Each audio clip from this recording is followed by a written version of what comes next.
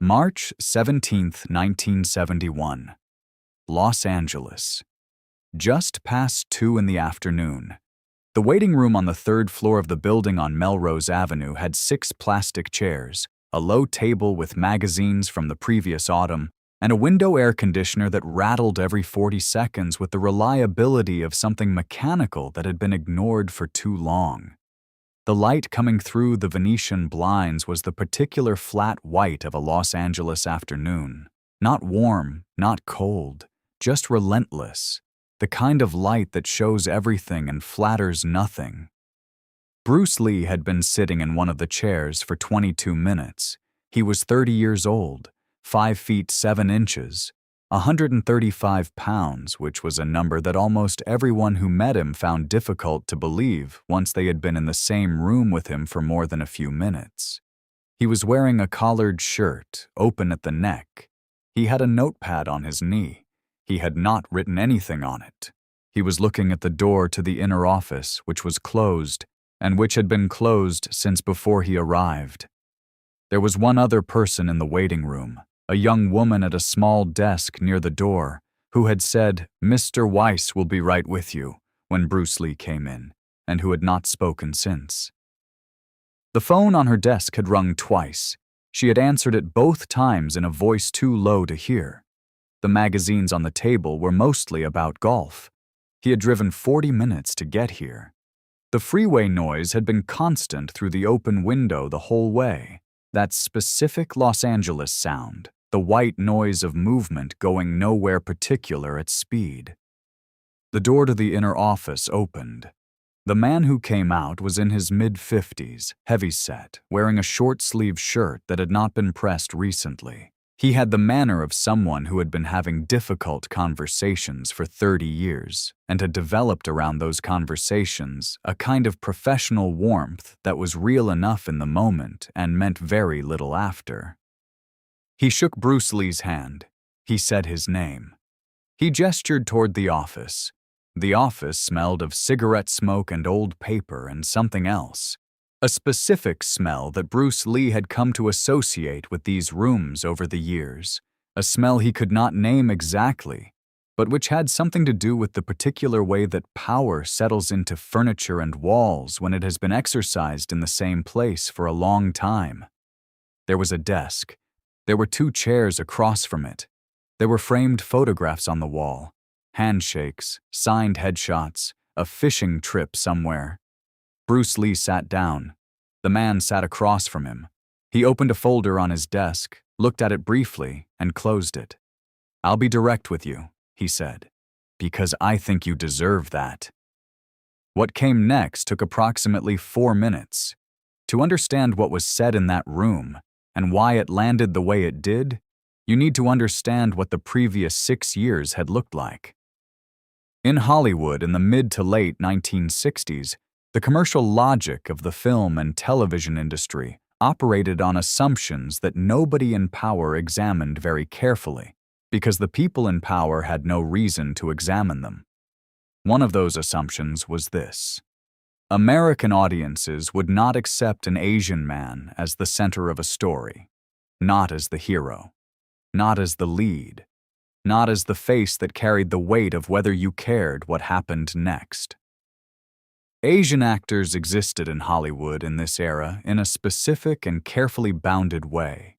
They were allowed at the edges of stories, in supporting roles that were frequently written as either comic or menacing, and rarely as fully human. The idea of an Asian man at the center of an American film or television production, driving the emotional engine of the narrative, was treated not as a creative risk, but as a commercial impossibility. The studios had decided this. They had decided it without much evidence, and because they had decided it, it remained true in the only way that truly mattered, in the rooms where decisions were made. Bruce Lee had been working inside the system for 6 years. He had played Kato in The Green Hornet, a role that required genuine physical genius every time he appeared on screen. He had done it. He had watched the show find its audience. He had watched viewers react to Kato in a way that the show's producers had not quite expected and were not entirely comfortable with.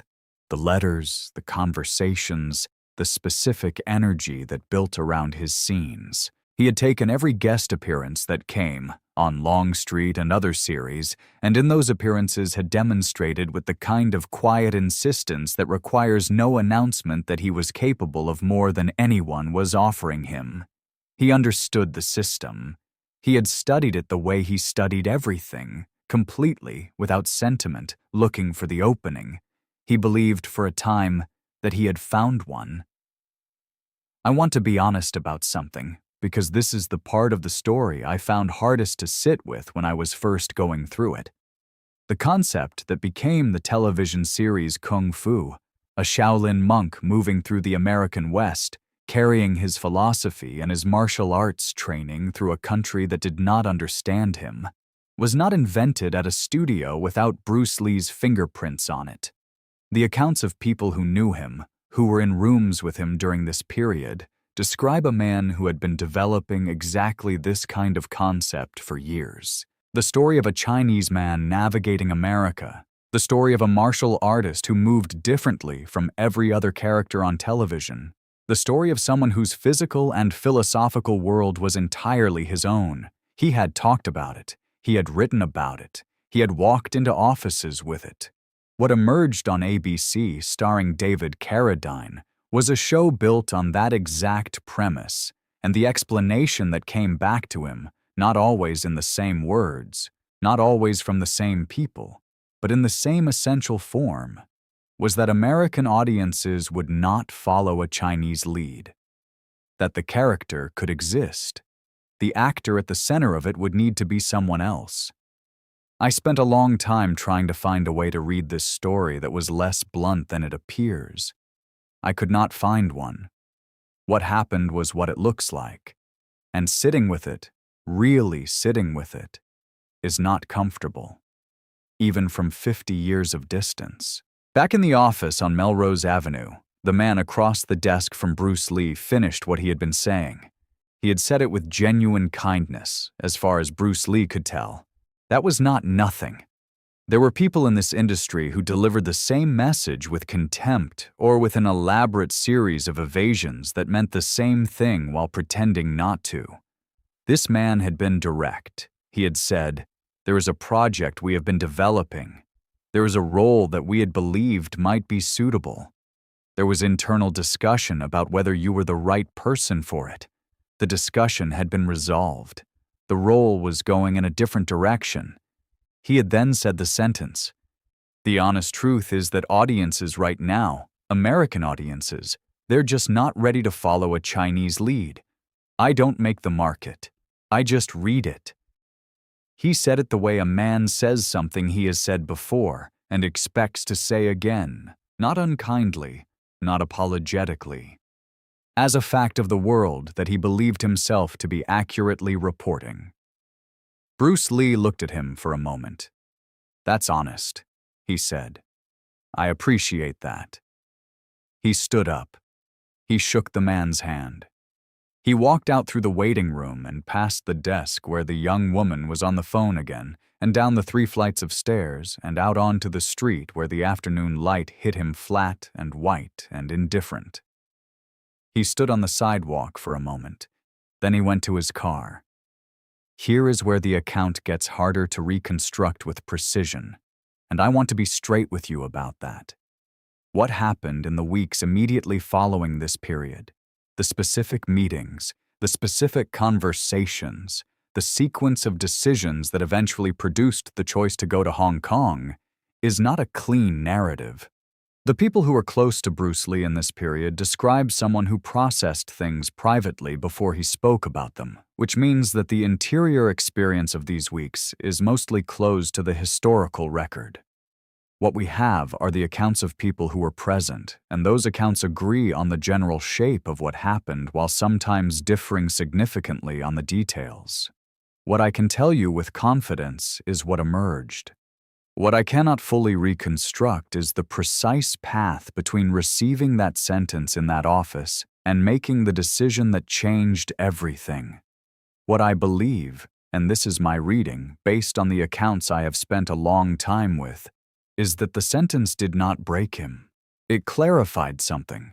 There is a difference between those two things that matters enormously. The big boss began shooting in March of 1971, the same month as that meeting, or possibly a few weeks later, depending on which account you follow.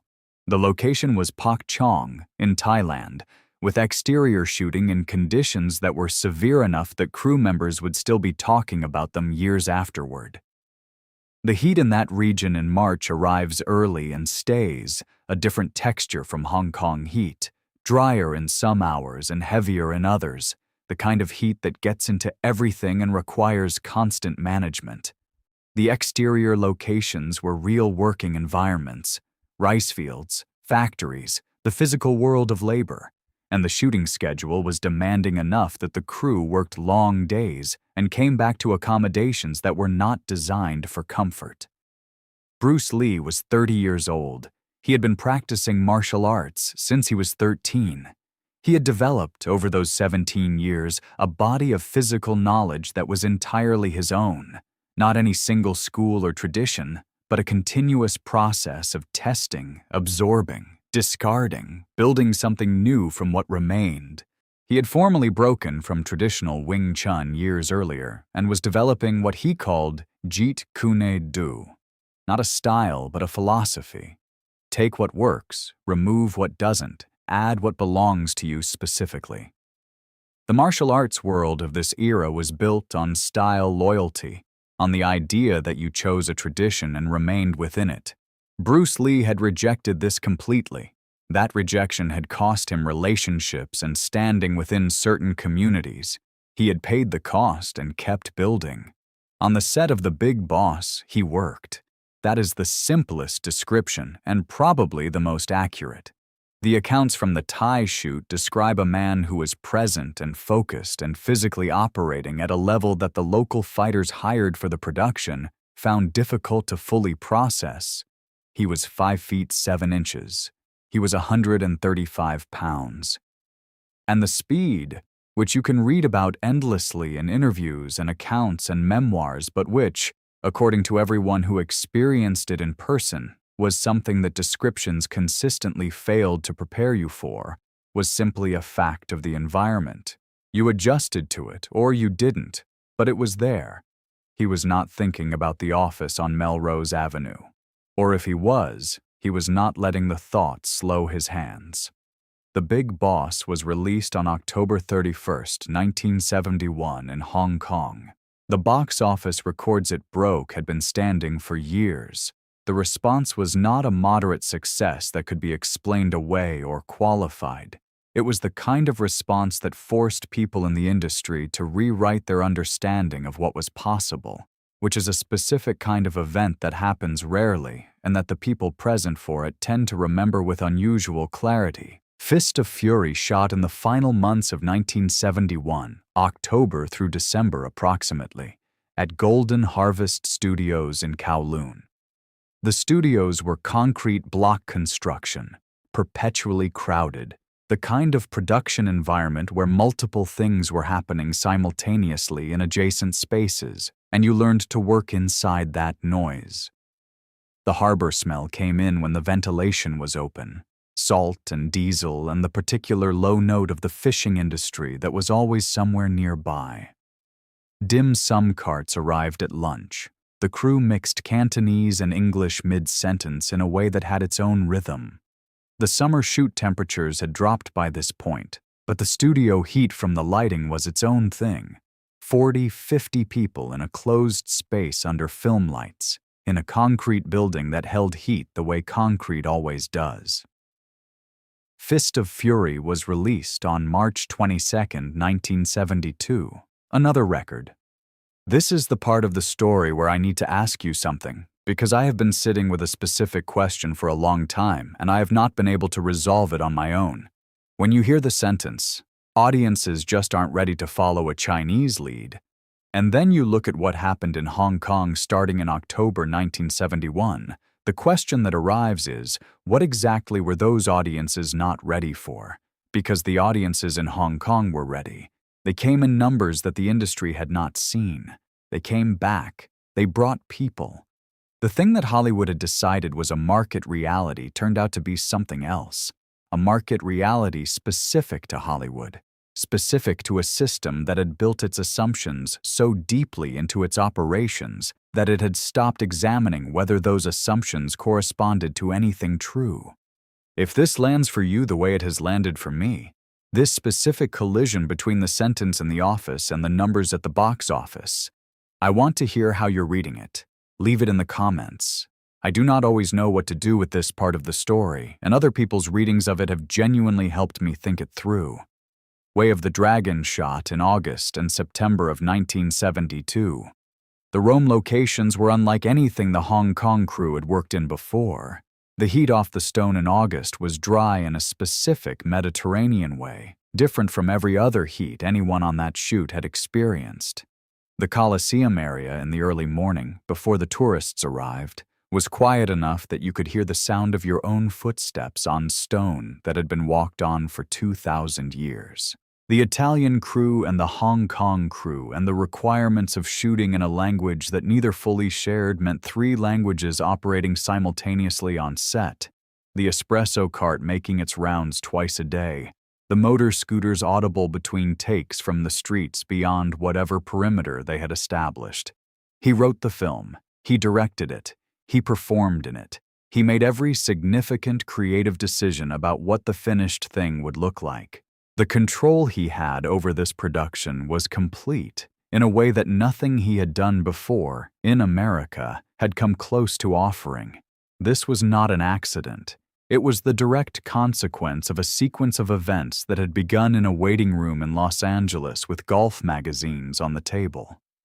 The man in the office had told him that audiences were not ready to follow a Chinese lead. He had been describing the room he controlled. He had not been describing the world. Bruce Lee had understood in the months that followed that there was a difference, and he had stopped trying to enter the room and started building outside it. Here is what I think the story is actually about, and it is not what I thought it was about when I started. I came into this expecting a story about rejection and resilience. A man told no, who found a way to yes. That story is true, but it is not complete. The more time I spent with the accounts from this period, the more I became convinced that the real story is about information. That sentence in the office, audiences just aren't ready to follow a Chinese lead, was information. Not about audiences, about the room. About what the room was and was not willing to do, and how far it was and was not willing to reach. And Bruce Lee received that information and processed it and made a decision that the man in the office almost certainly did not anticipate. He accepted the information as accurate within its own context, and then asked, very quietly, what it meant to operate outside that context. Not in bitterness, not in retreat, in the specific, practical, forward-moving way of someone who has assessed a situation, determined what is actually available and begun moving toward it. He had been developing something for years, a philosophy of motion, of fighting, of living, that said, do not hold a fixed position. Do not be so committed to a form that you cannot change when the situation changes. The stiffest tree is the one that breaks. The thing that survives bends with what comes and keeps going. He had been practicing this idea for years before he needed to apply it to his career. When the moment came, he applied it. Enter the Dragon went into production in January of 1973. Warner Brothers and Golden Harvest, the first major Hollywood-Hong Kong co-production, the American studio finally coming to Hong Kong because the numbers from The Big Boss and Fist of Fury had made continued indifference to those numbers professionally indefensible. The cameras were in Golden Harvest Studios on Hammer Hill Road, Kowloon, the same concrete block construction, the same crowded sound stages, the same harbor smell coming in from the south. But now there were American producers in those rooms. Now there was a Hollywood studio attached to the project. He had not gone back to the room. The room had come to him. The man on Melrose Avenue, in the office with the golf magazines and the rattling air conditioner and the framed photographs of handshakes, had said that the market was not ready. The market, it turned out, had not been consulted. The market had been assumed. And when someone finally made the film anyway and put it in front of the audiences who were supposedly not ready, the records fell, in Hong Kong, in numbers large enough that Warner Brothers sent its cameras 6,000 miles to be part of what came next. Bruce Lee died on July 20th, 1973, 32 years old. Enter the Dragon was released on August 19th of that year. He never saw it in a theater. He never saw what happened when the audiences who were supposedly not ready sat down and watched the thing he had built. He had known by then what the answer to the question was.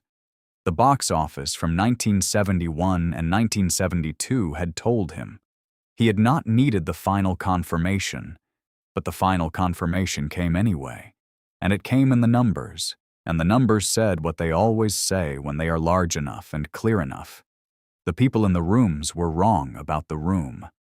The world was larger than the assumptions they had built their rooms to fit. The notepad on his knee in the waiting room in Los Angeles in March of 1971. The blank page, the 22 minutes of waiting, the rattling air conditioner counting time in 40-second intervals. He had not written anything on the notepad. I used to wonder what he might have been thinking in those 22 minutes before the door opened and the conversation happened. I have stopped wondering. I think he was probably doing what he often did when he was waiting, watching, learning the specific texture of the environment he was in, understanding the room.